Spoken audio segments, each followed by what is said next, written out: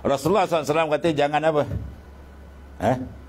Jangan puji orang berdepan. Kalau ada orang puji kau berdepan, ambil pasir baling kamu ke depan. Innahu qata'ta unukak. Seolah-olah dia kerat diri kamu.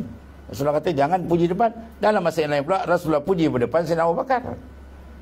Lau zina imanu Abi Bakrin bil iman yang alami larja iman Abu Bakar. Kalau timbang iman Abu Bakar dengan seluruh alam, nasi lebih berat iman Abu Bakar. Macam mana pula ni?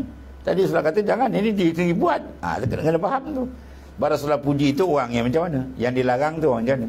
Orang yang belum jejak lagi makrifat, belum bergoyang tu jangan kau puji, memang terbalik dia kan. Ada pun yang mantap di tak pandang makhluk macam Sayyidina Abu Bakar tu, kau puji apa pun dia tak rasa. Sebab dia sentiasa dengan tu Tuhannya, sehingga dia matikan diri dia. Man ahabba an yanzura ila maitin yamshi 'alal mat fanyanzi bi abak. Siapa yang nak tengok, seronok nak tengok orang mayat berjalan, nak tengok mayat berjalan atas bumi, tengok Abu Bakar, itulah dia. Bukan dia pocong.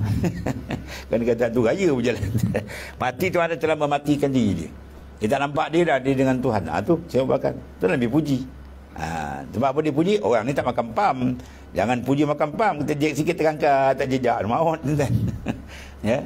Tu kena tengok. Sebab tu Rasulullah cakap gini ada makna dia. Dia cakap begini ada makna dia.